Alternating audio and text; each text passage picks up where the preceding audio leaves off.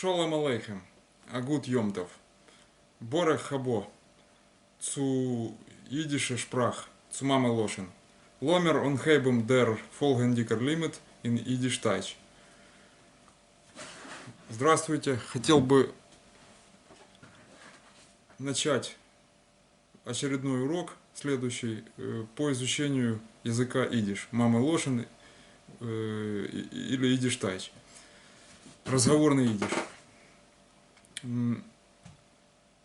Урок, наверное, будет долгим.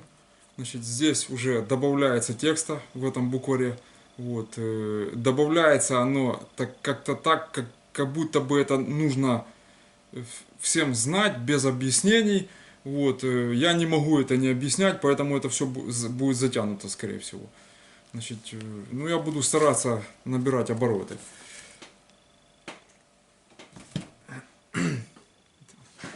Убрал Шапира Шульмана. Значит, давайте начнем. Сегодня я хотел бы рассмотреть по вот этому букварю 4 страницы. Вот, пробежим.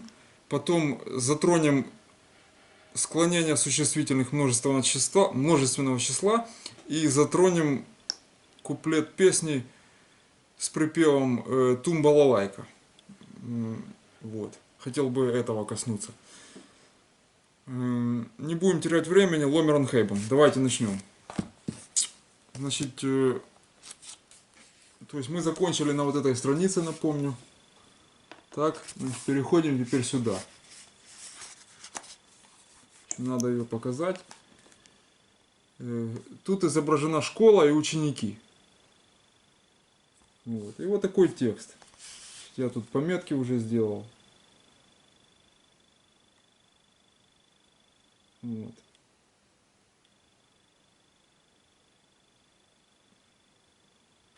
То есть увидели вы. На паузу жмите там, чтобы вам удобнее было. Вот. Теперь начнем его разбирать. Значит, этот текст. Что тут сказано? Майншул, моя школа. Значит, во-первых, майн это краткая форма притяжательного местоимения. Вот. Мы еще это не проходили. Это в следующем уроке я затрону. Просто они тут немножко бегут вперед. Вот. Я не успеваю, получается. Значит, потому что я все долго разжевываю. Это, я не могу это быстро давать галопом по Европам. А они здесь именно так и делают. Вот. То есть предполагается, что это надо как-то пробежать без объяснений и побежать дальше. Вот. Но так язык не учится. Это особенно сложный, где иероглифы там и прочее. Значит, текст какой тут? Das ist mein Schul. Значит, mein Schul, моя школа. То есть это моя школа. Дальше. Der Lehrer kommt früh in Schul, in geht spät, Achheim, пункт. То есть Achheim, точка. Значит, что тут сказано? Учитель приходит фри, рано, иншул, в школу, он гейт и идет шпет, поздно, ахейм. Ахейм это домой. Вот. Дальше. Дишул из фун мит киндер, то есть школа из фул мит киндер, полна детей. Дальше. Или в школе много детей.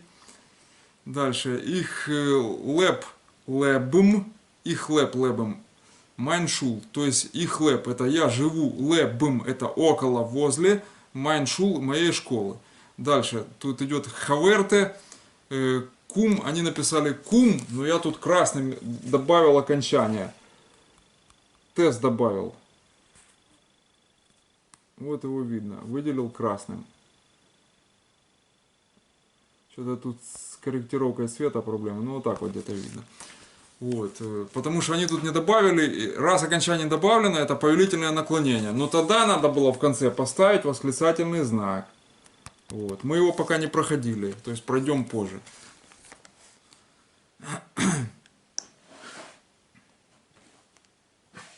Вот, значит, получается, хаверте. Хаверте это что такое? Друг или подруга? Да? То есть это в любом случае получается у нас вайблых. То есть это женский род. Хаверте кумт, тогда понятно почему тес в конце, так? Кумт, То есть он, она, оно, это кумт. Окончание мы уже проходили. Значит, ин, шул. То есть друг подруга, хаверте, да, кумт ин шул. Ну, приходит в школу. Но если сказать это так, как они написали, и поставить восклицательный знак в конце, то это друг подруга, приходи в школу, восклицательный знак. То есть это повелительное наклонение будет. Вот. Значит, хавер это друг, хаверим, хавейрим, друзья, товарищи, вот такое. Значит, и хаверте, но это больше хаверте, это больше как Советиш Хеймланд. Это журнал такой был, там печатался, обучали советскому идишу. Вот. Как бы он звучал, допустим, на те года в их представлении в Советском Союзе. Вот так вот. То есть хаверте это больше слово из Советиш Хеймланд, Советиш идиш. Вот. Значит, я бы тут хавер поставил конкретно, или хавейрим, это уже множественное число товарищей. Вот. Ну пусть будет. То есть мы рассмотрели этот текст, идем дальше. Я не хочу на этом останавливаться. То можно, как Ираклий Андроников, все это расписывать. Мы идем по делу. Значит, что тут написано? Следующая страница. Переворачиваем. То есть поделы слова на склады, это слова на слоге, да? Ну сейчас мы разберем. Я так ее покажу. Дальше. Ставь пропущенные буквы в слова.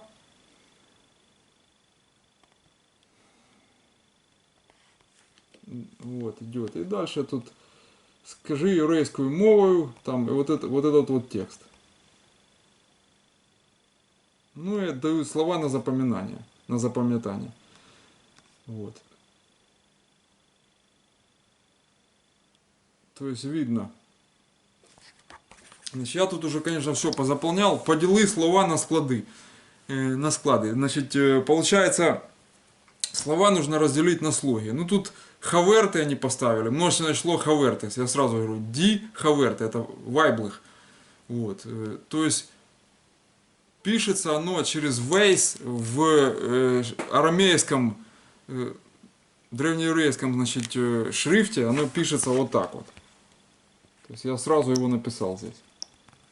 Хаверте. Вот. Но они написали по-советскому. Как слышится, так и пишется. То есть алфбейтом сдублировали. Вот. Это, если разделить его, то вот скобки я поставил. Как его называть? Хаверте. Вот. То есть сложного здесь ничего нет. Вот Левоне, луна, да, и Мейделе это девочка здесь. Потому что Мейдл это девушка. Это, как говорится, в Одессе две большие разницы. Вот.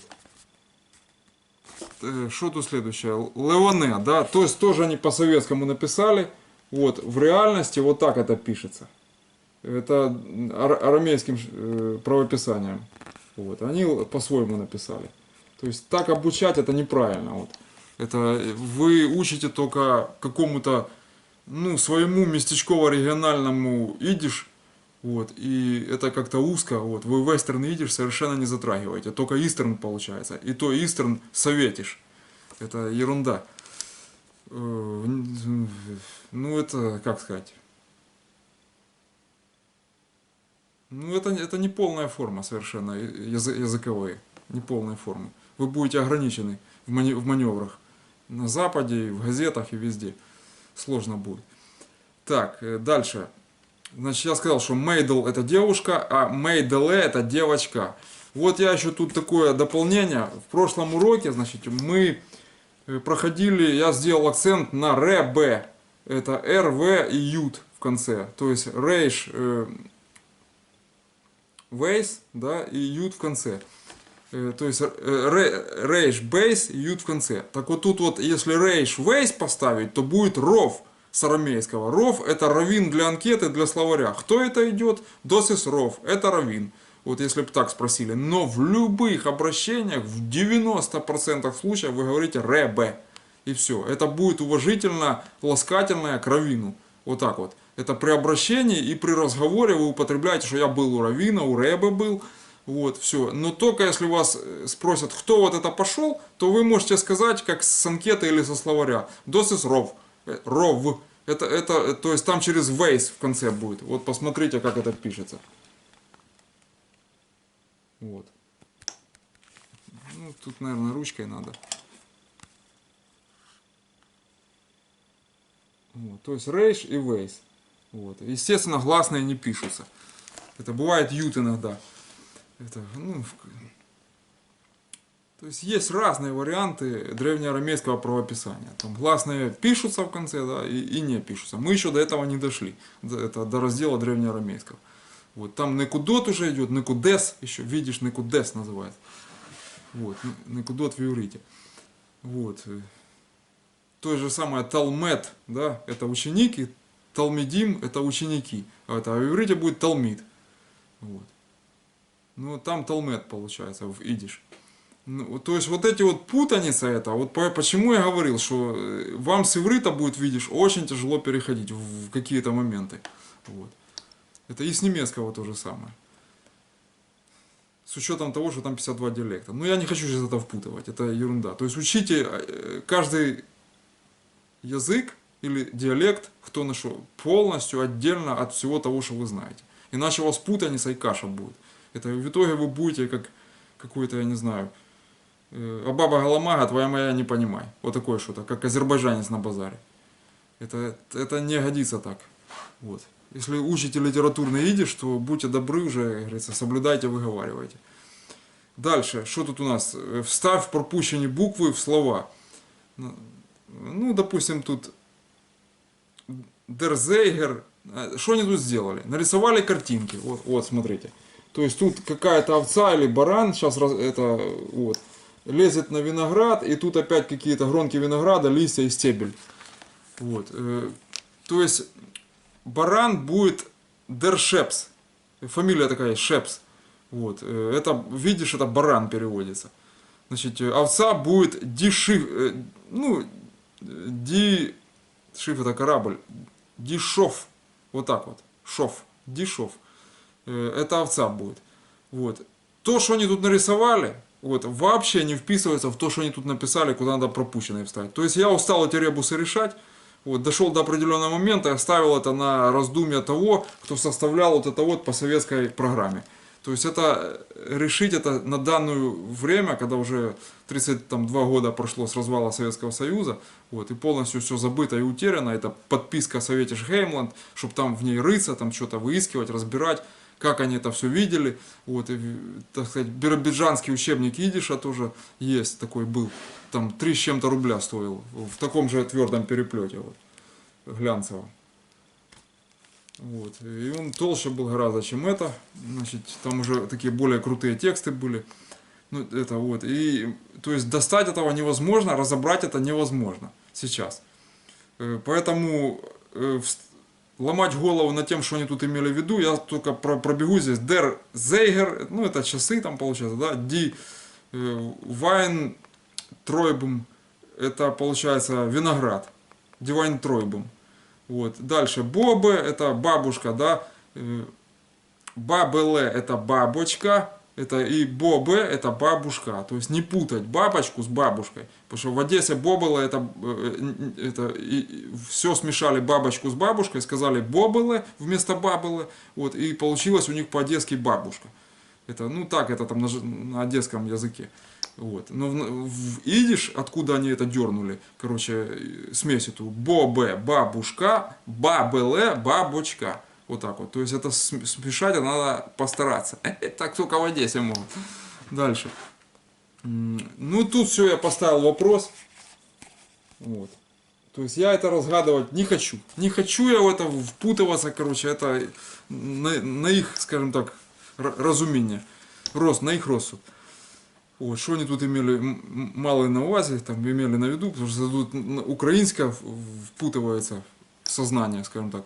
Приходится подключать еще украинскую речь. Мову. Так, значит, дальше. Скажи єврейською мовою, скажи на їдиш, це моя школа красива, я люблю свою школу. Ну, это, значит, что получается? Das ist mein Schul, дальше mein Schul ist schön, и дальше ich lieb mein Schul. То есть я все сказал. Дальше идут слова. Фун это предлог, значит, предлог. Пропозиция, да, предлог будет. Пропозиции. Вот, то есть фун переводится как от, из, там, оно по-разному переводится в зависимости от контекста, там много переводов. Дальше, лебем это около, но лебем это еще и жить, это вот, жить переводится, что делать, жить. Вот, но лебем это еще и около, одинаково будет писаться, около, рядом, там такое. Дальше, фул, значит, это полный, много. Значит, дальше лерер учитель, понятно, шпет поздно, дальше хаверты они как подругу перевели, хотя правильно это еще и давать как друг. Вот, там предлог надо, вот такое. Дальше левоне у них луна, вот, ну они, я сказал уже по этому поводу. И мейделе девчонка, то есть это девочка, тут все правильно. Дальше, следующая картинка. То есть переходим отсюда сюда. Вы сейчас скажете, о, тут много всего, тут уже грузят, короче. Вот слова, какие надо запам'ятати, запомнить.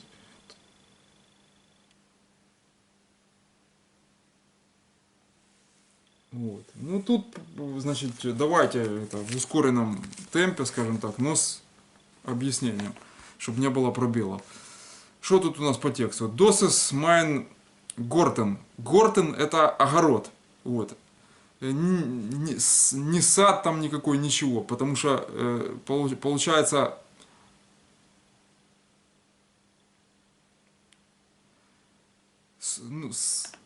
сад это сот получается. Вот в чем дело. Der сот. Сад. А Гортен это в любом случае огород. Но они имели в виду как сад его здесь. Вот почему я говорю, что мне это вот учебник этот, он нуждается в конкретной доработке. Вот если соблюдать все до буквы, то есть так поливать, вот так вот кидать это все, ну, чтоб, а вот пусть огород будет садом, понимаете, тут вот это вот много, вот таких нескладух и ошибок, короче, несостыковок. Это, я не говорю сейчас за буквоедскую точность там какую-то, но даже детям давать это на таком уровне, это ну никуда не годится, короче. Я это буду исправлять здесь нещадно. Вот. Потому что оно просто режет сознание, вот это все. Das ist mein Garten. Это мой огород. Дальше. От из an apple, значит, вы помните, что an это неопределенный артикль, указывающий, что существительное после него стоит в единственном числе. Это, и почему an? Потому что существительное начинается либо с дифтонга, либо с гласной. В данном случае apple у нас с ein начинается, она гласной считается. Вот, то есть от из ein an apple. Apple boim. Apple boim это яблоня. Вот, то есть яблоко дерево, яблочное дерево.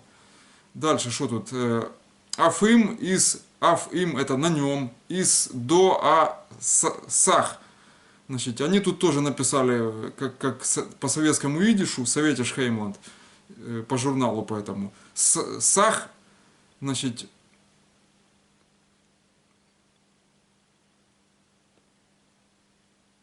а сах Apple. Это сах это много, понимаете? Они тут написали, вот как им вздумалось. Короче, ну ладно, то есть вестерном видишь, здесь не пахнет точно. Вот. А вам нужно знать именно вестерн-версию, понимаете, я вам ее сразу буду давать, потому что на Западе, как только вы с трапа самолета сойдете куда-то, в любой аэропорт, там романо-германский, там неважно, может на Вильямсбург-стрит попадете в Нью-Йорк, вот, то с вами там будут только вестерн-идишем разговаривать. Это, никто не будет в правописаниях использовать советский. Это значит, поэтому я этот контраст всегда акцентирую, ударяю и показываю вам, чем они отличаются. Еще раз давайте. Значит, от из an apple boem. Это вот яблоня. Значит, аф им из до асах apple. Значит, на ней или на нем, там, в зависимости от яблоня, это он или она. Это у них. Значит, то есть на ней или на нем много яблок. Дальше. Их райс, это я рву, короче, оп. Вот. Этлехе, значит, Этлехе это несколько, значит, Apple, несколько яблок, un gib they mine Хаверте, и даю их моей подруге. Ну тут явно девочка, поэтому Хаверте, видите, вот на рисунке она в юбке, вот он рвет яблоко и дает девочке с корзинкой. Кошек корзинка будет, да? Вот, помните, кошек был. А кошек halt, Arenes Hand und seinen Eugen beten jeden Sturm. Это из песни, это, значит, купите папиросы. Дальше. Так мы еще не разобрали. Так, теперь обратите внимание вот на этот момент. Вы видите, я здесь выделил вот этот вот пропозиция, вот этот, ну он как тут как предлог идет, да, они его поставили после существительного. То есть райс это рвать, вот, и потом оп.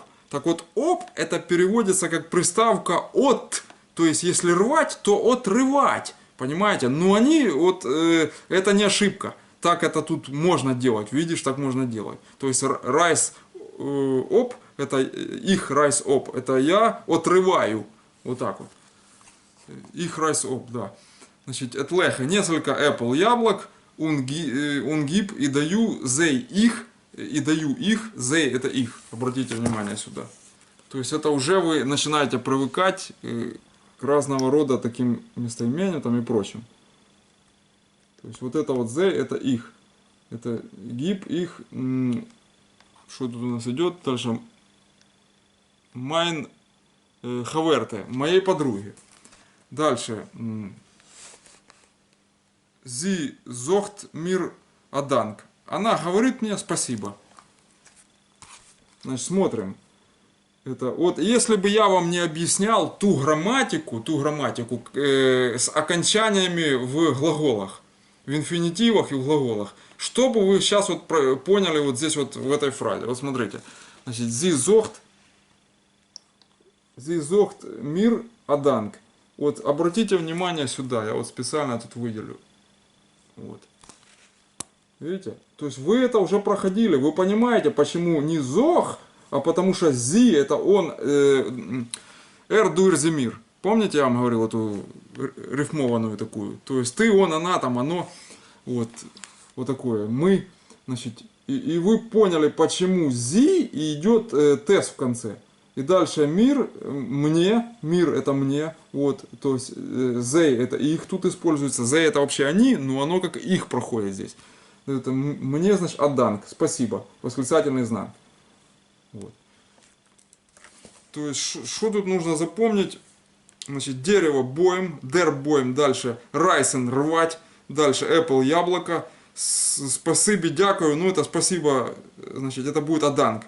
Килька, декелька это несколько. Этлеха, вы тут вы украинскому немножко обучаетесь, я тут буду говорить, потому что из уважения к языку, к украинскому, и написанию авторам, которые писали этот учебник.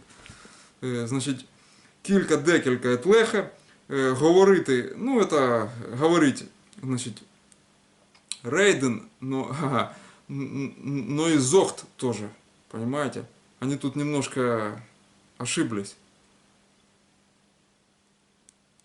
Зогн, не только рейден. Рейден это, ну, можно сказать, рейд, ну, это больше речевое такое. Рейден, речь, рейд. Ну, неважно. В общем, давать гэбом. Гэбом вы проходили их, вы помните. БМ, ПМ читается вот. Вот. БМ в конце читается, пишется нун, то есть там получается лангернун, да, в конце. Вот, но читается как бым-пым, то есть лэ-бым. Это около, возле или жить. Это, то есть это два таких коварных перевода этого слова. То есть вы можете забыть за один перевод и все время думать, а как же, почему здесь стоит вот такое вот. А у него два перевода. Жить, основных два, есть там еще. Вот. И около, возле. Так, что тут еще есть? Ага, вот еще одна страница нам осталась. Давайте ее затронем. Показываю крупно. Жмите там на паузу, что непонятно, да? Тут математика уже какая-то пошла. То есть вот тут текст накидали, скажем так, предложили. Пропозиции.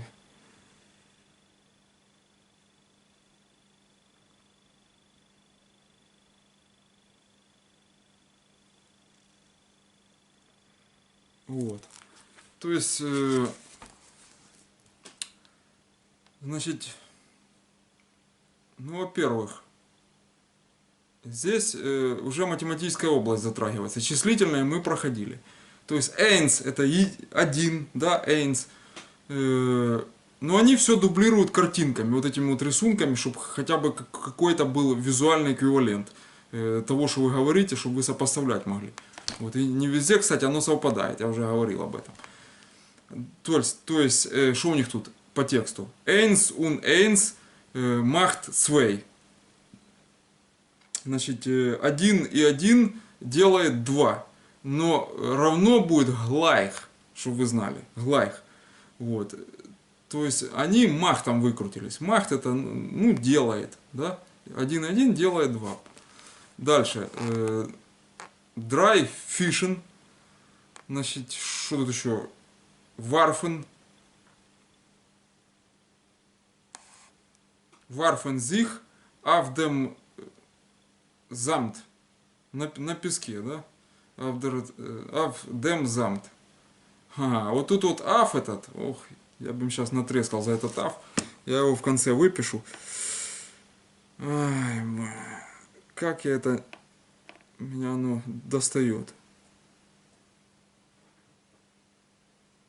Я даже ихним вот этим вот эквивалентом напишу.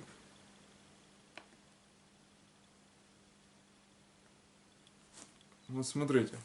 Вот вам отличие советского идиш. Это коварное такое, оно с подковыркой такое отличие. Короче, чтобы вы не попались на это. Вот, кстати, вот в Шапиро-Шульмане, я его тут обернул, но вы поняли, что это красный вот этот вот.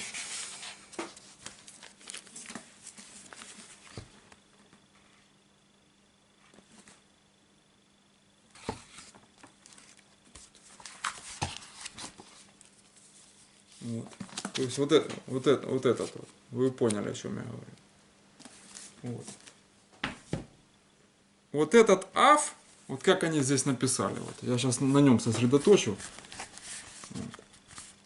Вот он, зеленым. Вот так вот и проходит. То есть алеф и лангерфей, да? Вот. Вот. Но в реале, вестерн идиш, в реале, он пишется, короче говоря, вот так вот. В реале вот так вот он будет написан. Вот. Я его зеленым цветом специально сдублировал. Вот это момент очень важный. Но он есть в приставке, когда перед словом приставка идет, она как часть слова. Вот тогда он уф читается. То же самое правописание, только читаться будет уф. Вот это western идиш этим отличается. Вот. А эти в Советском Союзе, значит, не посчитали нужным, у них там свое видение было на это все дело, и упростили здесь в этом моменте. И в Шапиро-Шульмане вот аф пишется по-советски, вот так вот. Вот. Это, но в реальности вестерн, оно только как вот так вот будет проходить по правописанию. Вот. А здесь вот это должно быть. Стрелку наоборот надо развернуть и кинуть. Вы поняли. Все, значит, смотрите, что получается здесь. Dry fishing это 3 рыбы, значит.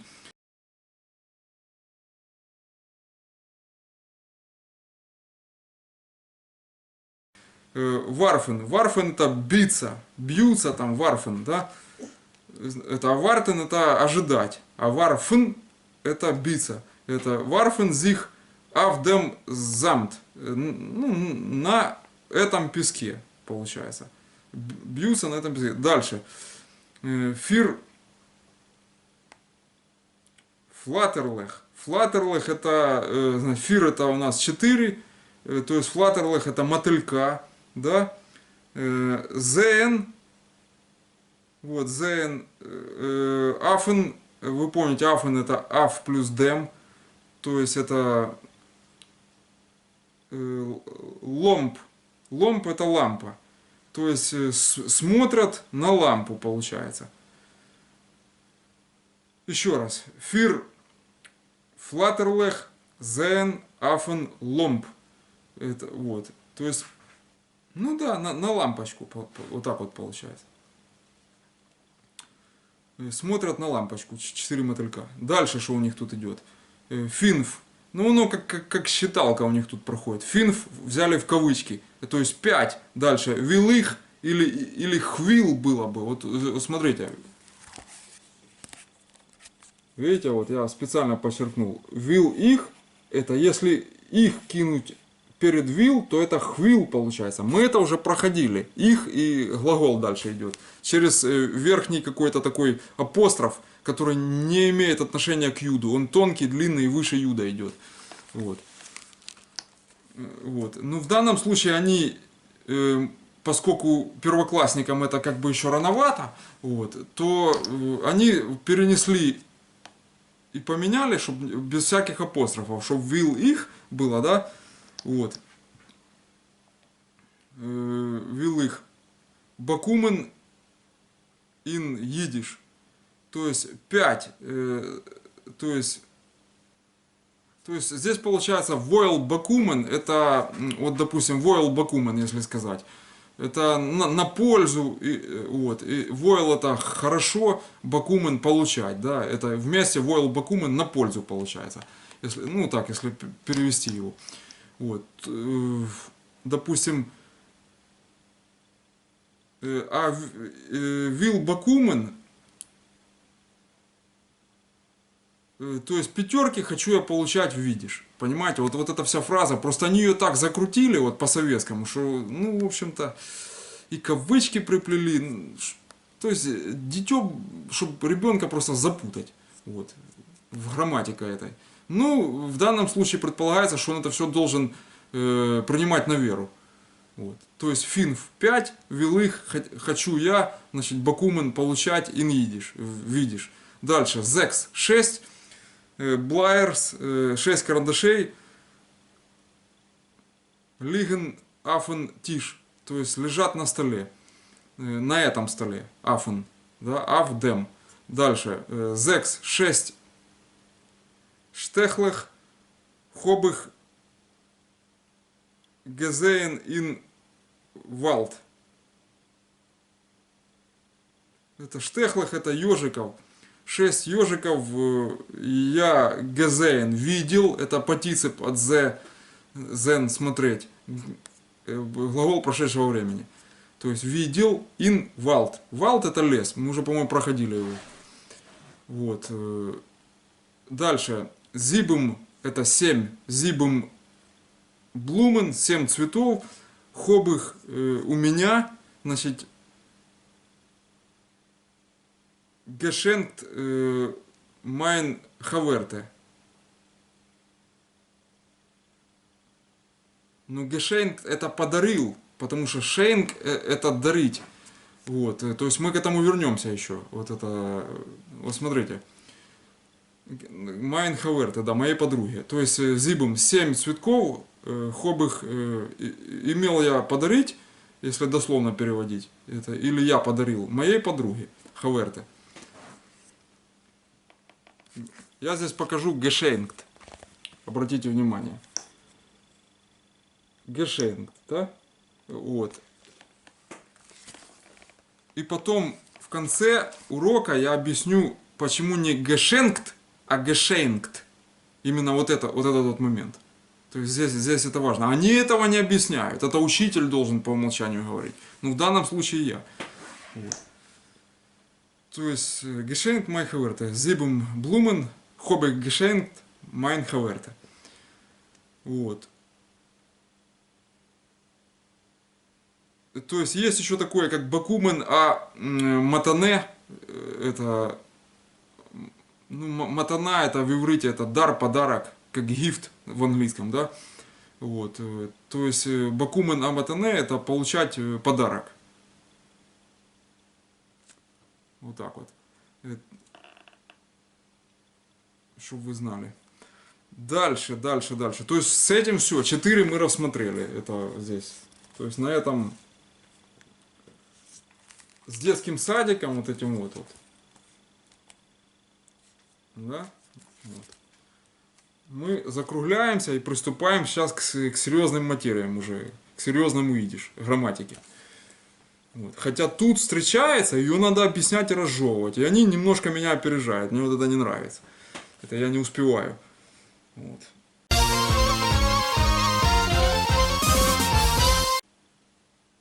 Но, тем не менее.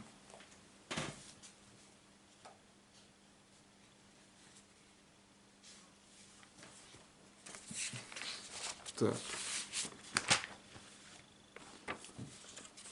Что у нас тут есть? Значит, давайте я показываю сначала, что тут есть в уроке в этом. Вы жмете на паузу на нужной вам секунде там и строчке и чем-то там еще. Потом я работаю с этим листом и буду вам, ну, как обычно. Но сначала вы смотрите. Сейчас я газету поставлю, нифига не видно. Отсвечивает она.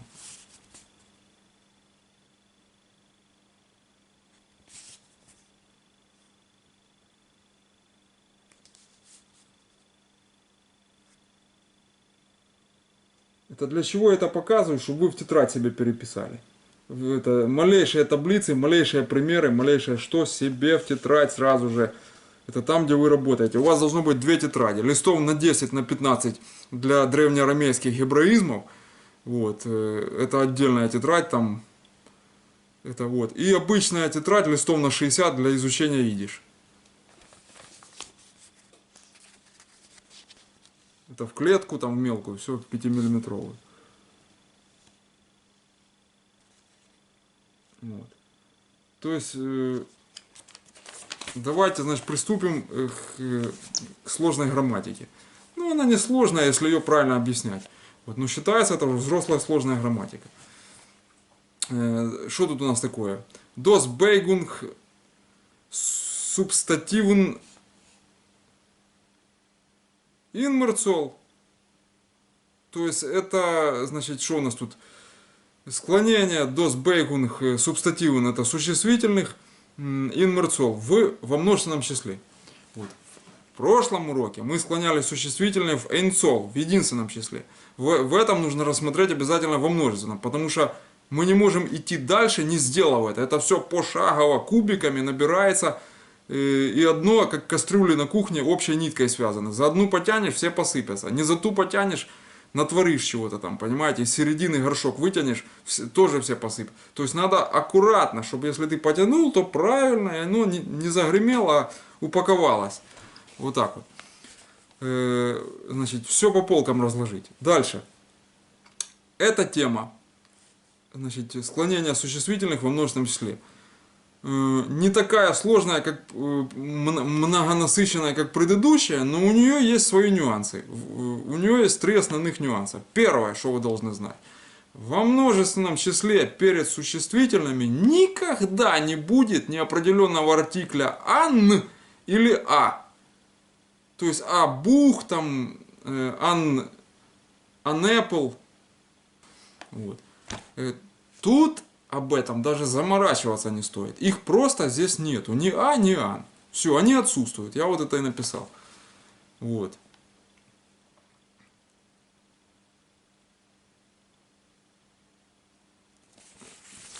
Вот я это написал. Но тут у нас появился восклицательный знак. Поскольку он тут встретился, вот, на начальном где-то там этапе, он нам уже попадался, то есть он будет как Ойсруфцайхен. Ойсруфцейхен, вот так вот. Ойсруфцейхен, да. Восклицательный знак. Цейхен знак, значит, ойсруф, руф это зов, вы помните, значит, ойс это вы, то есть это вызывательный знак, такой вызывающий, вот так вот. Это. Вот, то есть, понятно, ойсруф цейхен это восклицательный знак. Дальше.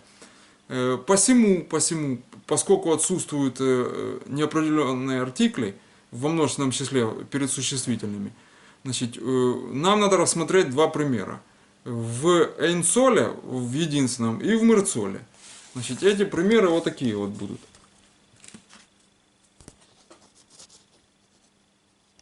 То есть, что у нас тут есть? Значит, их лейн абух. То есть какую-то книгу. Я читаю какую-то книгу, да? Вот. Их лейн. Вот заметьте. Их лейн. Тут ничего нету вообще. Это, то есть лейн, это полностью отсутствует окончание глагольное. Вот. Почему? Потому что их я тут стрелку, видите, красным выделил. Дальше. Абух. А это определенный артикль. Почему? Потому что это эйнцол. Он тут присутствует. Единственное число. Бух это книга. Понятно. Корень слова я обозначил вот этой скобочкой. Что вы себе правописание. Да? Дальше. Мерцол. Дальше. Их лейн. Тоже ничего не поменялось. Дальше. Бихер. Теперь А пропало, вот это вот. Я показал, что пустышка здесь вот.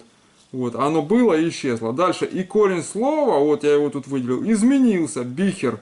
То есть есть существительные, при воспроизведении множественного числа которых они трансформируются, их корень. Гласные в корне и сам корень, короче говоря, слова. Вот, это нужно запоминать по ходу изучения идиштайч. Дальше. Это первый момент был по существительному и мерцолу во множественном числе. Дальше. Нету притяжательного падежа. Nicht possessive. Вот. Притяжательный, вы помните, это possessive. То есть я тут подчеркнул красным, что нету притяжательного падежа. Падеж у нас получается бейхфол. Бейхфол. Вот. То есть вы сразу вместо падеж привыкаете к бейкфолу. Вот.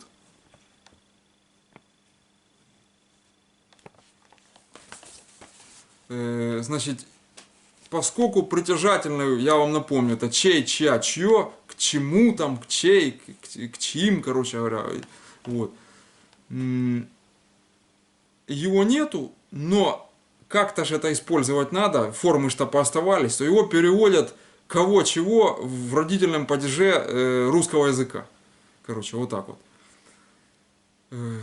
Естественно, речь идет о множественных числах. Значит, но очень часто, практически всегда, в это дело, значит, встает предлог фун. То есть пропозиция фун встает здесь. Значит, как это выглядит на примерах? Чтобы я много умничаешь, покажи. Вот, да? Вот. Der Buch von die Kinder. Дальше. Это что такое? Der Buch. Это конкретная книга. Von die Kinder. Это детей. Кого чего? Von die Kinder. Можно фун перевести как от детей. Или из детей. Но здесь это неуместно. Это von die Kinder по умолчанию. Von die. Вы уже сразу внимание обращаете вот на вот это вот. Фунди. Сразу же, вот я зеленым выделил вам. Вот. Только вот это вы засекли, фунди. Значит, это предлог, и следующее множественное число будет киндер, потому что кинд это получается ребенок, да, у нас. Вот. Доскинд это захлых, средний род. Вот. А ди киндер это дети. Вот. Вы, естественно, ты нам говорил, что ди это множественное число или женский род, единственное число. Все правильно, все. Но мы же разбираемся и наращиваем здесь сложности. Поэтому есть варианты уже от этого. Вот. По инсолу я вам показал в прошлом уроке, какие варианты. Вот. Ну, не будем на этом останавливаться. Это инсол посмотрите в предыдущем уроке. Я не помню, на чем я там акцентировал уже. Вот, в данном случае, значит, Der Buch von die Kinder. Это книга детей. Кого чего. Понимаете, ну можно чей, чья, чье. Но притяжательного нету здесь, еще раз говорю. Поэтому переводится как вот, кого чего, по родительному русского. То есть тут путаница такая, скрытая. Значит, вот. Дальше пример. Das Haus von die Eltern. Значит, Das Haus. Этот дом родителей. Родительский, можно так говорить, но в данном случае родителей. То есть кого чего, чей чья, чье. Вот, то есть смотрите. Значит, Das Haus von die, сразу же внимание вот это обращайте, von die, чей чья, чье или кого чего. Eltern, родителей. Вот, это у нас получается мерцол. То есть кого чего. Ну, в общем, здесь просто. Просто и все. Это второй момент был. Дальше, третий момент. Значит, D, вот этот вот предлог, получается, если к нему приплюсовать существительное множественного числа, то само существительное не изменяется во всех падежах. Вот что это я сейчас наговорил, надо на примере показывать. То есть D плюс существительное множественного числа не изменяется во всех падежах. Вспомним, какие есть падежи. Номинатив, аккузатив, датив и датив мид пропозиции. Это номинатив, это именительный, значит винительный у нас аккузатив и дательный датив. И датив мид пропозиция это дательный с пропозицией, с предлогом. Вот. Дальше. Where это кто переводится, то есть по именительному кто что, да, ну можно спросить кто. Значит, как только вы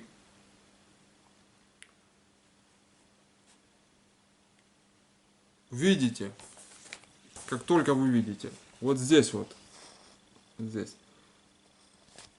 вопросительный знак, вот он, вот, восклицательный мы уже прошли, восклицательный у нас будет ойс руф цейхен, да, а вопросительный будет фрех цейхен, фрех это спрашивать, ну, вопрошать.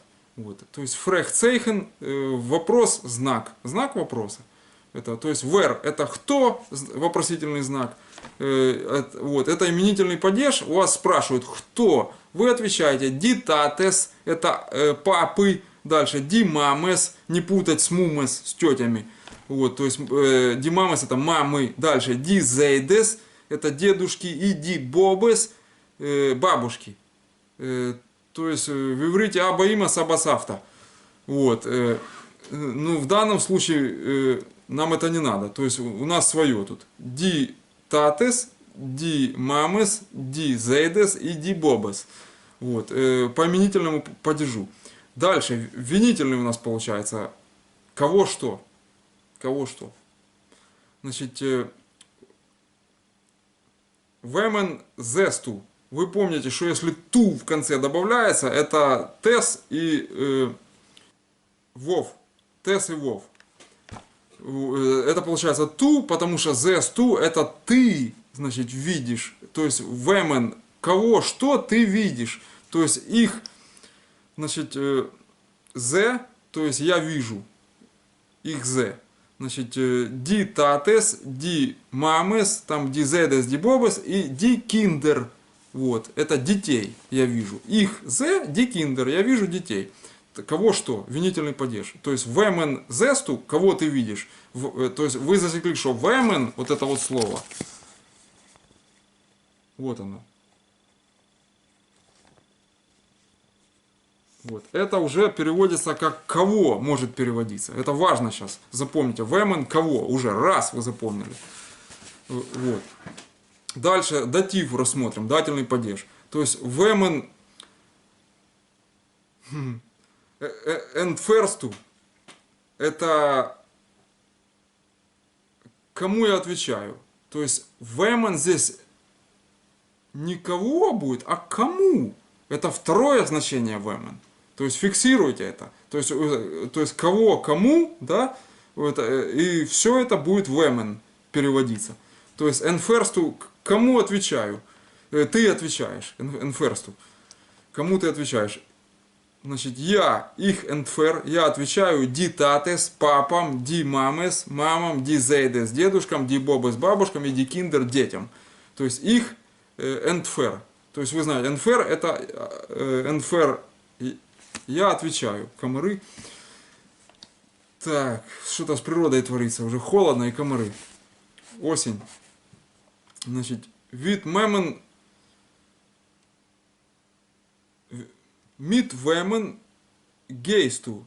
Это кому, к кому ты идешь.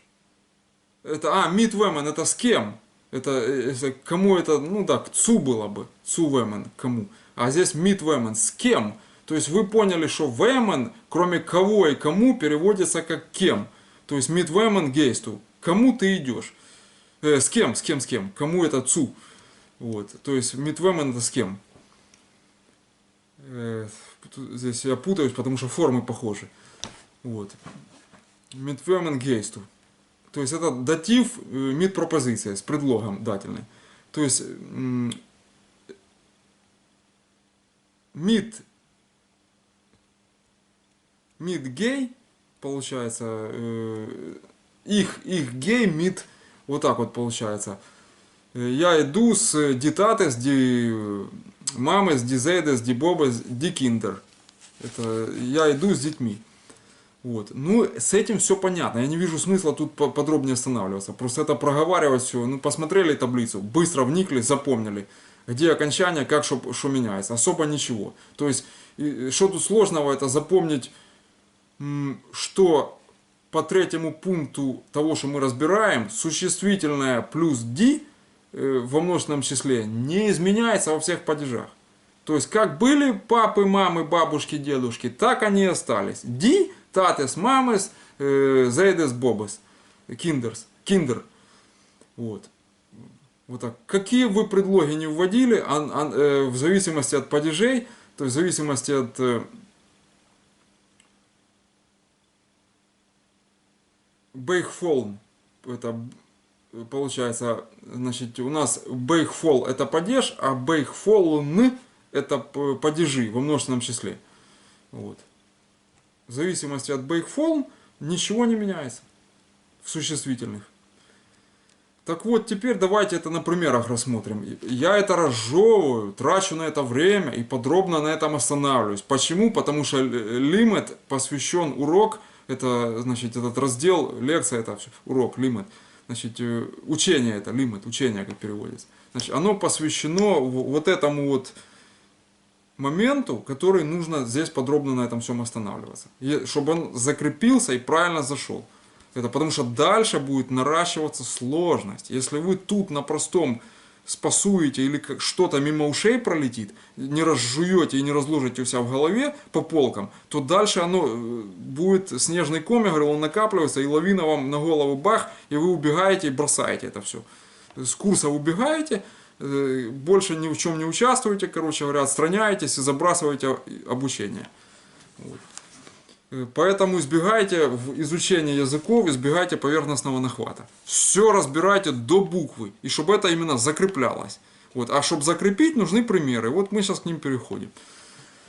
Что тут у нас получается? Три сестры, как сказать? Дидрай Швестер. Швестер вы знаете, оно будет и в мерцоле, и в инсоле одинаково, окончаний никаких нету. И корневые гласные не меняются в корнях.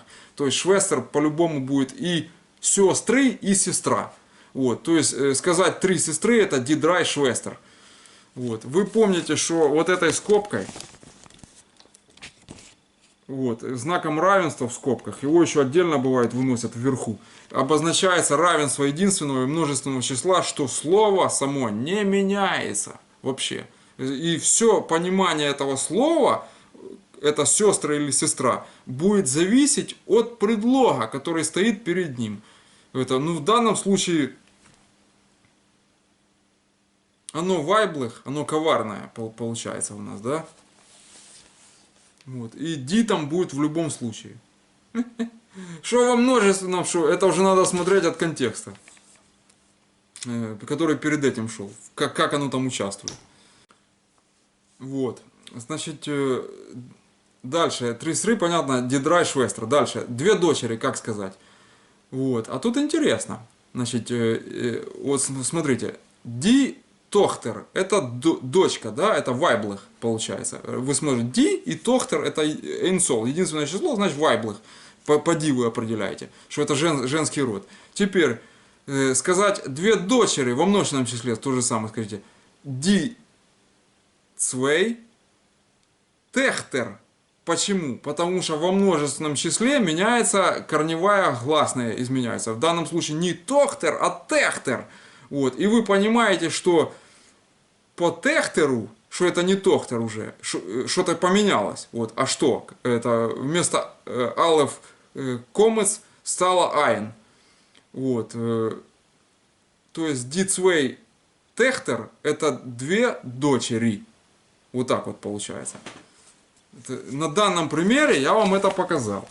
Вот. Обратите внимание на то, что я выделил. Вот этот Айн я выделил красным, да, который появился. И здесь Aleph Comets. Вот, тоже я выделил красным. То есть вот эта Энсол форма, да, здесь тоже идет Ди, тоже Цвей. Вот, ну по Цвею можно догадаться, что не может быть две и сестра. Только две сестры могут быть. Но здесь изменилась корневая гласная. То есть это дополнительно указывает на то, что это множественное число. Потому что слово изменилось от изначального. Вот, которое должно быть в единственном числе. Дальше. Друг пишет письмо. Der Freund schreibt a Brief. Значит, тут тоже попандосы. Тут именно вот все примеры выбраны с коварной заковыркой такой, где существительные либо не меняются, либо слабо изменяются от единственного числа во множественном. То есть практически невозможно заметить этого. И поэтому примеры эти коварные. Я специально их выписал и останавливаюсь на них. То есть простенького тут не дождетесь. Это лучше на этих тренируйтесь, потом легче будет с остальными. Дальше. Значит, der Freund schreibt a Brief. Это что такое? Вы смотрите, der Freund. Der это значит единственное число, потому что не die. То есть друг, der Freund, да, schreibt. Уже видите, раз не schreiben, это мы, они. Это schreibt, это он, она, оно. Вот. Ну или вы. Там тоже множественное будет. Но в данном случае der Freund это он. То есть schreibt, значит, a Brief. А Brief это какое-то там письмо, неопределенное. И оно явно одно здесь, потому что Brief будет шо в Энцоле, шо в Мерцоле одинаково. Вот этот попандос я здесь говорил, на этих существительных. Они хитрые, они не меняются. Вот. А теперь, как сказать, это друг пишет письмо. Как сказать, друзья пишут письма. Это или письмо. Вот тут момент интересный будет. Момент или на зачет, или на экзамен, как минимум, потянет. Вот. То есть на высший балл примерно в этом моменте. Вот смотрите, друзья пишут письма, да? Die Freund, уже не der Freund, а die Freund. Уже друзья, сразу раз, друзья, все. Значит, schreiben, дополнительно убедились, что это они пишут, потому что инфинитив множественного числа стоит. В данном случае глагол множественного числа. Это не писать schreiben, да, а они пишут. Вот. Дальше идет пробел, потому что исчез Brief, это неопределенный артикль, он исчез. У нас пробел. И идет Brief. То есть die Freund schreiben Brief. Это но. Можно вставить die Brief. Тогда точно это будут письма. То есть друзья пишут письма. Вот сейчас бы профессор на экзамене хитро бы так вот вас спросил. Вот сейчас ответишь, я тебе 5 в зачетку нарисую. Это самое. Переведи мне последнее слово этого предложения. Die Freund schreiben Brief. А вы скажете, опа, товарищ профессор, поскольку die Freund schreiben Brief, между schreiben и Brief нету определенного артикля, то я это переведу как письмо или письма. Вот. А вы, будьте добры, уточните мне определенным артиклем, что это именно. Или der Brief, или die Brief. Потому что само существительное не меняется. И вот этот ответ, этот профессор, которого вас спрашивает, должен был бы принять и поставить в зачетку вам 5. Вот так вот. То есть он не уточнил, поэтому вы имеете право переводить и письма, и письмо. То есть то есть такие зухермахеры хитрые не проходят. Это вы к ним готовы уже. Понимаете? Дальше. Сестра читает. Значит, Die Schwester lernt. То есть, я вам говорил, что Schwester die, оно хитрое очень. Оно будет die, потому что оно вайблых женского рода. И будет die, потому что это сестры во множественном числе. То есть, тут попандос сразу. Die Schwester. Что такое? А потом смотрите, а что такое? Lernt. Раз тес в конце, lernt. Вот, я обозначил. Вот. Значит, это единственное число. Вот, тут вас уже не обдуришь. Не надо. Вот. Значит, Die Schwesterland, то есть это сестра читает. Вот так вот. Единственное число, инсол. А вот, допустим, как сказать, сестры читают. Тоже будет Die Schwester. Die Schwester. Ничего не меняется. Но Lenen, то есть уже множина, множественное число пошло, понимаете? Вот оно. Я его выделил, вот. То есть вот это вот сравнить против этого. Вы это учили, уже не отмажетесь. Это окончание глаголов в разных формах, склонениях там и прочем. Вот. Теперь тут надо конкретно на двух примерах остановиться. Значит, что у нас тут такое? Допустим, слово der Fish. Вы скажете, что такое рыба-фиш? Что такое? Это да, рыба, рыба. Но рыба, значит, может быть der Fish.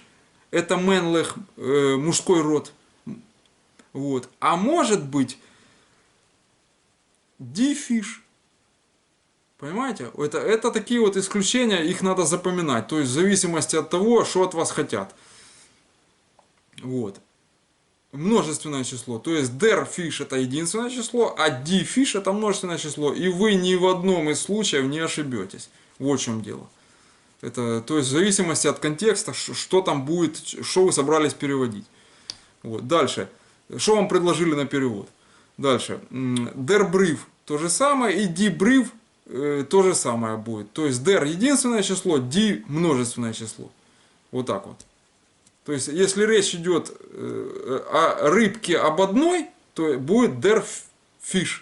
Если идет о рыбе в целом, которую вы купили на базаре, она у вас вот в сумке, она там не одна, вот, то тогда die Fish. Понимаете? Или о рыбе в море идет речь, то это die Fish. Вот. А если рыбка одна, то der Fish. Это он, рыбка, получается. Вот. И то же самое, он, der Brief, письмо, он. Вот. И die Brief, письма. Вот. Теперь тут последний на этом уроке важный по грамматике момент. Сейчас все напряглись. Что такое? Еще там чего-то? Да нет, успокойтесь, все нормально. Тут такой вот нюанс, вот надо его сказать, иначе вот... Я там гешенкт, я останавливался и говорил, что если вы скажете гешенкт, то вас примут за жителя сельской местности. Вот, в идиш варианте. То есть литературом там и не пахнет. На колхозника закосите. Вот так вот. Вас поймут, но поймут, что по говору вы где-то с пригорода, короче говоря, приехали. Вот. Почему надо говорить именно шенкт, а пишется шенкт, шенк, да? Почему? Потому что есть в идиш два таких вот варианта, то есть нг и нк, то есть это нун гимл и нун куф, буквы такие, значит, перед ними буква Айнс читается обычно как Эй. Вот это НК и НГ, перед ними буква Айн идет, то все это прочитается Эйнк и Эйнг. Вот так вот. Значит, где это на примерах, чтобы опять показательно вам это все проиллюстрировать, продемонстрировать. Значит, получается как у нас? Дейнкен это думать. А вы знаете, что думать будет клерн и трахт. Да. Это вы уже должны знать по умолчанию. Я вам говорил это, когда мы Love проходили. То есть Дейнкен, клерн и трахт это думать. Вот. Вы не ошибетесь, если примените любое из этих определений. То есть в фольклоре трахт больше используется. Трахтен думать, да? Трахтенберг. Вот. Дейнкен. В данном случае нам выгодно Дейнкен использовать. Клерн тоже не надо, значит. Так вот, и смотрите, Бейнкен, да, вы помните по предыдущему там. Значит, вы помните по предыдущей песне, которую мы проходили, это по папиросам. Значит, там получалось у нас Амол из Зи Геворн, Зер Швахун, Зер Кранк, auf meiner Hand ist sie gestorben, Affe Gassen банк, это уличная скамейка получается. Зига Шторбум это, ну, померла на моих руках на уличной скамейке. Так вот, Гасен банк, а Бейнкен, банк это скамья, а Бейнкен это скамейки. Вот, но пишется Бенкен. Вот если вы Бенкен скажете, во-первых, это может быть совершенно переводиться, иметь лексическое значение другого слова. Совершенно перевод может быть другой. Вот, но вас поймут, потому что в контексте употребляется. Ну так посмотрят, как человек не городской, скажем так. То есть он не выговаривает, не удосуживается, не проговаривает, обходит. Вот, короче, это все такое унизительное немножко. Ну, мало ли, может там, каким ветром занесло, как говорится, откуда, с какого региона. Вот. Но выговаривать это, будьте добры, потрудитесь это выговаривать. Значит, то есть дебэнк это скамьи, скамейки. Вот, шейнг это восклицательный знак, шейнг это дары, подари, это повелительное наклонение, да, это примеры, я вам говорю. Денкен это думать. Вот. Теперь это у нас получилось нун, куф буквы, да, айн, нун и куф. Значит, эйнг читается. А теперь разберем, как нун, айн, нун и гимл. Вот, допустим, штрейнг, это строго, да, штрейнг. Дальше приносить брейнген будет брейнген. И, допустим, как пример, Англия будет Эйнгланд. Эйнгланд. Вот. То есть, что я сейчас хочу? Чтобы вы посмотрели и наглядно запомнили, что как слышится, так и пишется, тут номер не прокатывает этот. Тут надо из понятно что, это самое, но выговорить вот это вот эйнг, чтобы не быть колхозником, скажем так, из пригорода, чтобы вас за него не приняли. То есть городской, там полуинтеллигент, там полушто, вот, но как-то где-то все говорим правильно. Литературный идиш. Вот. Гебраизмов здесь нету, слава богу, то есть лошен койдыш это, ну, древнерелигиозный язык, тут получается не участвует. Все простенько. Поэтому запомнить, еще раз я остановлюсь на этом деле. Значит, то есть перед вот это НГ, это НК, да, то есть АН стоит и читается как Эй. Вот. Но дифтонгом это не обозначается. Вот. И мы, что мы тут имеем, да, допустим, вот думать, да, допустим, тут получается денкен. Вот, смотрим, денкен пишется, денкен, никакого дифтонга. И вот так вот все слова запомните, вот как пример, вот шейнг, да, дарить, вот, допустим, шейнг и восклицательный знак. Вот. Я его тут вообще поставил или нет? Нет, надо дорисовать. Вот.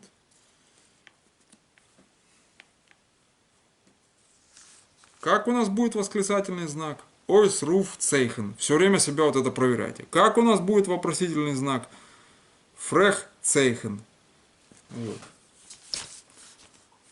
То есть вот я его тут дорисовал, потому что это важно, потому что это повелительное наклонение. Вот. То есть мы не на Гасенбанк, не на уличной скамейке, вот, а занимаемся грамматикой. Поэтому пропускать эти вещи здесь не рекомендуется. Вот.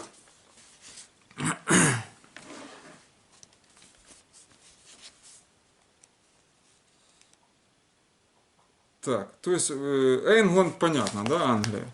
Еще раз покажу здесь. Англия, вот. Эйнгланд. Эйнгланд. Вот, так что никакого тут советиш Хеймланд нету. Вот, все, как говорится.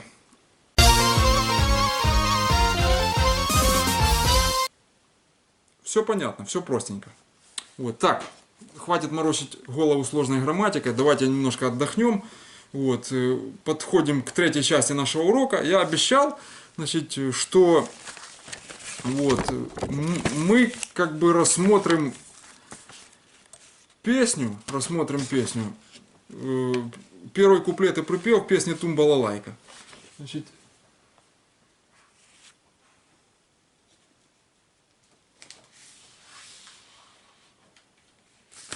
что-то я ничего найти не могу. Где-то я ее готовил, приготовил. И уже ничего не могу найти.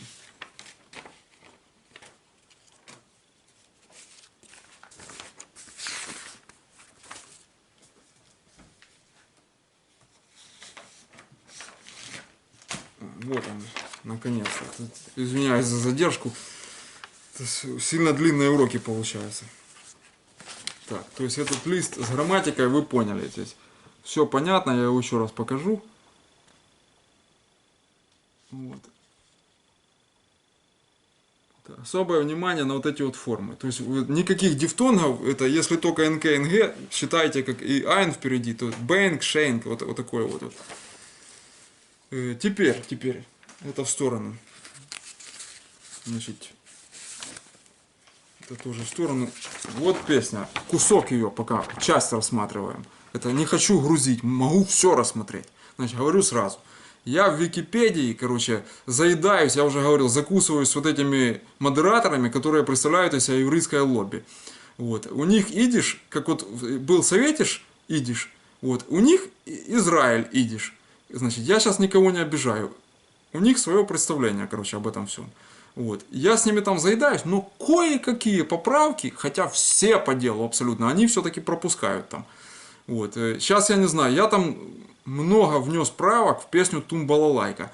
Полностью ее еще не исправил. Просто в пределах вот этого, что мы сейчас пройдем.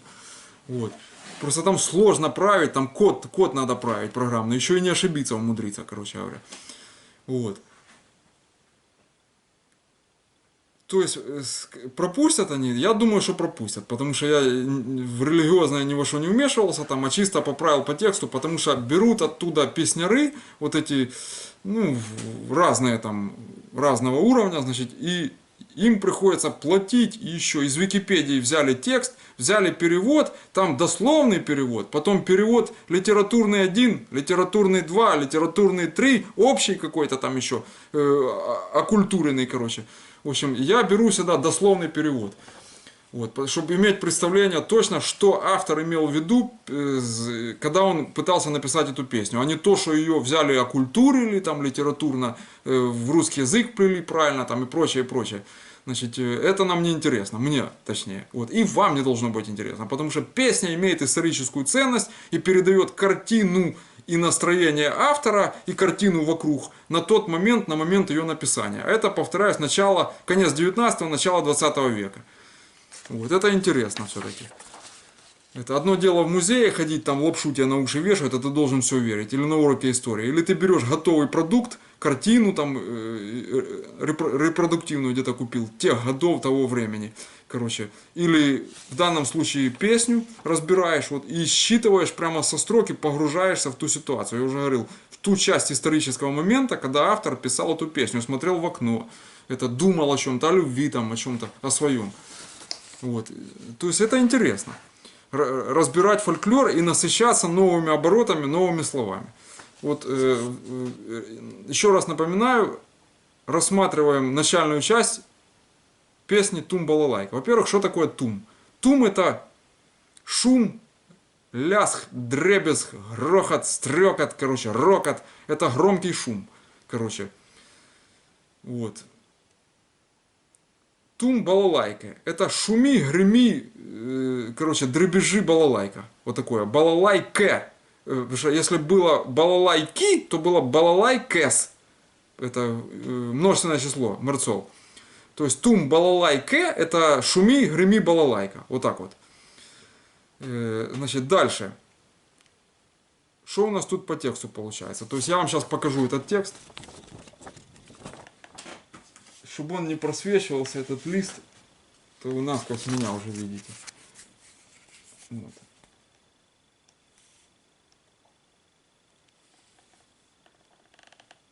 Я вам сейчас его покажу, а вы на паузу там жмите, кому что надо, там смотрите, да?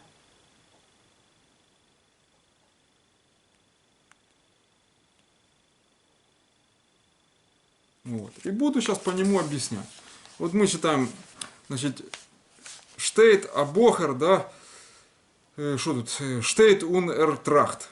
Это, вы знаете, трахтен — это думать, вот, Штейт — это штейн, это стоять, или камень, вот, переводится, то есть Эйнштейн — один камень, да, я вам говорил уже это на начальных там LFBase на изучении. Вот, то есть Штейт абохер. В данном случае бохер — это из лошен койдеш, это древнеарамейский. Короче, надо его запомнить. Вот это has рукописная. После бейса это has, вот это рукописная. Это вот. Вы можете прочитать на еврейский манер, как вот это как о воспринять, бохор или бохур, короче. Но в идиш считается как бохер. Вот, вот это советиш и хеймланд, советиш идиш.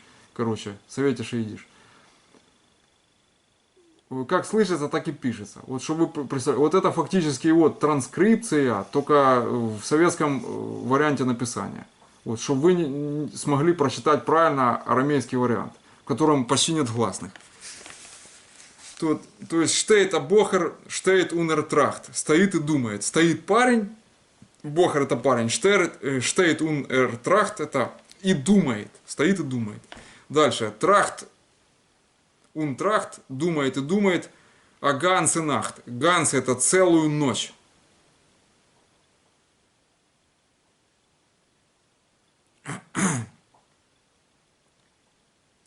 Акалте нахт, а не полдике, финстер уметум. Штейта ингел фортроерт, ункук зихарум. Фун регеншист им норевант, а кошек халт, аренес хант, унзайнен, ойген, бетен еден штум. Купите кой же папиросен. Трукене фун реген, нет фаргосен. Ну и дальше там по тексту. Это сейчас речь не об этом. Так вот здесь мы разбираем сейчас тум-балалайку. Балалайке. Правильно. Заколхозить вы всегда успеете. Вот. Значит, трахт, а ганс и нахт. Целую ночь. Потому что нахт это вайблех, и поэтому гансе, это, ну, в данном случае, не ганс, а гансе. Вот. Я еще не объяснял сочетание прилагательных с существительными, короче, окончания. Мы до прилагательных, нам как до киеврачки еще, короче. Нам с существительными еще, с формами разбираться там. Вот. Но плавно мы к ним подойдем. Вот. Не так-то уже далеко, не пугайтесь. Подойдем плавно. Это, так вот, что тут? Трахт, думает и думает, а ганс и нахт. Целую ночь. Это вемен, цунемен. Это вемен, вы знаете, это кому, кого и кем. В данном случае подходит цунемен, следующее слово идет. Это одно слово, цунемен. Значит, получается, что оно тоже имеет много значений. Вот. В данном случае, ну, оно переводится как присвоить. Понимаете? Вот присвоить или ухватить, вот такое вот, увести. О, правильно. Увести. Значит, вемен кого, цунемен увести. Значит, ухватить, там, увести, короче, нит фаршемен. Фаршемен это у нас получается как стыдно, позорный, стыдный, короче, постыдный. И не стыдно, чтобы было. Кого увести так, чтобы было не стыдно. Вот так вот это переводится. То есть, вемен цунемен, нит фаршемен. И это два раза. Вемен цунемен, нит фаршемен. Все, на этом первый куплет, он так и будет. Куплет на идиш. Куплет. Вот, переводится, заканчивается. Вот, сов, конец. Дальше идет рефрен. Рефрен это припев. Значит, что тут у нас получается? Тум-балалайке, шпил балалайке. Это, то есть, греми балалайка, там шуми балалайка, короче, грохочи балалайка, а потом шпил балалайке, то есть, играй балалайка, да, и идет Фрейлех Золзайн. Я там исправил у них там в этом в Википедии, короче, там такого понаписывали в дословном переводе, у меня слов нет, одни возмущения, если не сказать хуже. Фрейлех Золзайн это весело пусть. Вот вам дословный перевод этого. Это и никак по-другому. Фрейлех Золзайн. Все. Весело пусть. То есть шуми, греми, балалайка, весело пусть. Вот так вот. Это припев был. И после Фрейлех Золзайн идет восклицательный знак. То есть ойсруф цейхен, ойсруф цейхен. Это восклицательный знак. То есть вы постоянно видите восклицательный знак. Что такое? Ойсруф цейхен. Все. Дальше идет куплет. Дальше. Мейдл, хвил, байдер, фреген. Вы знаете, мейделе это девочка. В данном случае они перевели как девочка в Википедии. А написали в идиш варианте, в изначальном, как мейдл, это девушка. Это две большие разницы, как в Одессе говорят. Вот. Но я там все поисправлял в этом смысле. То есть мейдл, хвил бай дерфреген. Девушка, их хвил это их хвил. Вот, вы смотрите, да? Мейдл, хвил бай дерфреген. То есть это их вил. Я хочу, бай, у тебя, бай дир, фрехен, спросить. И стоит двоеточие, вот. Фрехен. Теперь что он хочет спросить? Вот пошли, значит, через тире. Значит, воскен, ваксен, он рехен. Это идет вопросительный знак. То есть, как будет вопросительный знак? Что такое? Вопрошать, спрашивать будет фрех, и знак будет цейхен. Фрехцейхен – это вопросительный знак. Еще раз. Воскен, ваксен, он рехен. Вопрос. Это вос, это что, кен, может. Они кан понаписывали там. Ой-ой-ой, я там исправлял. Воскен, ваксен, он рехен. Что может расти, запятая, коме, запятая, да? Ваксен, он рехен. Расти без дождя. Вопросительный знак. Значит, что может расти без дождя? То есть дождь не поливает, а оно растет. Дальше. Это загадка, между прочим. Значит, воскен бренен, это что может пылать или гореть в данном случае. Уннит уфхерн. Вот. Получается, что может пылать или гореть, уннит это и не уфхерн переставать, прекращать. И не переставать. Что может пылать, гореть и не переставать. Вот. То есть костер перестанет по-любому, да? Вот. А тут загадка, что может гореть, пылать, не переставая. Вот, вопрос. Дальше. И последнее, значит, воскен бейнкен. Вот. Воскен бейнкен. Значит, вейнен он трерн.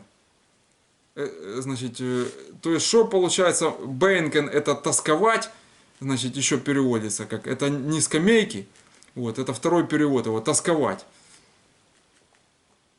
Пишется одинаково. Вот, смотрите. Значит, воскен бейнкен, вейнен он трерн. Трерн это слезы, короче. Вейнен плакать, он это без, запомните это без слез. Плакать без слез. Что может тосковать? Плакать без слез. То есть тут три загадки сразу идут. Воз, что может. Вот, и три загадки. Это вот в этой песне они отвечают сами на эти загадки. И ответы там неоднозначные. То есть там многозначные ответы, причем они заставляют задуматься. Это о жизни задуматься. Это вот в чем поучительность этой песни. Это мудрость иудеев, мудрость иудаизма, мудрость идишкайта. Вот. Такая еврейская мудрость, короче говоря. Это жизненная мудрость. Но в данном случае я делаю стоп, остановку, значит, и дальше разбирать мы эту песню не будем, потому что это уже чересчур. Я вас так загрузил, что вам хватит и хватит. Это и не часто эти уроки выходят, то есть берите, разбирайтесь поэтапно, пошагово, по кубикам. Первую часть урока, там, вторую часть урока, третью часть урока. Вот. Пока что этого хватит. То есть мы папиросы разбирали за несколько подходов, по несколько уроков, и эту будем также разбирать. Она простенькая, я ее сразу могу кинуть. Но я же говорил, что торопиться не надо. Важно вернуть обществу здорового человека. Вот. Товарищ Сахов говорит. Значит, тут из гебраизма в один гебраизм, то есть бохер, да? Вот он еще раз напоминаю. Вот. Сложного особо ничего нет. Я бы хотел на уфхерне остановиться. Вот, смотрите, как он пишется. То есть пишется как через дифтонг, значит, уф, да? Но ойф пишется. Ойф. Но это у, я вот написал вам. И выделил и красным, и зеленым цветом. Чтобы эта приставка прочиталась только как у. Вот в интернете, в идиш транслите, они по-колхозному переводят как ойф. Я там задолбался, опять же, повторюсь, отправлять. Как Райкин говорил, мама дорогая. Вот. Короче, уфхерн, да, это что у нас получается? Переставать. Переставать. Вот. В связи с этим я хочу, значит, вот, допустим, у нас получается, если брать восклицательные знаки рассматривать, то есть такое выражение в идиш. Это как бехен шели. Бехен шели, оно переводится. Это из разряда гебраизмов. Бехен шели, это у нас получается честное слово. Восклицательный знак. Честное слово, кричит. Бехен шели. Вот так вот. Раз. Это что бы вам не помешало запомнить на сегодняшний момент. Это из литературных фраз, которые могут повстречаться. Дальше. В кредит. Ну, это БХ-кофе получается. БХ-кофе это в кредит. БХ-кафе, там, ну, как в зависимости от человека, как он, портфель, понимаете, там. БХ-кофе. Тут ударение как бы варьируется. Куда поставите, там и будет. Вот. БХ-кофе. Это в кредит. В кредит. Дальше. Равин Ров, я вам говорил. Рейш и Вейс. И все, больше ничего там нету. Дальше. Это анкетная. Анкетная словарная ров. А так РБ. Ну, вот. И дальше такая фраза есть. Mein Bobes Daige. Это какое мне дело переводится. Какое мне дело? Что мне за дело? Какое мне дело? То есть Mein Bobes Daige. Это вот так вот идет. Восклицательных знаков здесь никаких нету. Просто Mein Bobes Daige. Daige это гебраизм. Вот. Читается как Дайге, но пишется там как Даге, вот что-то такое. Вот. Это не путать с Дагешем. Вот. Дагеш это точка, вы помните. Вот. Потому что рафа это черточка там вот, над бейсом и вейс получается. Так, все. Значит, то есть, какое мне дело? Mein Bobes Daige. Liebend, geendigt, danken für Aufmerksam. Auf Wiedersehen. До следующего урока. Я думаю, в следующем мы продолжим разбирать, изучать Мамы Лошен и Диштайч. А гутен нахт.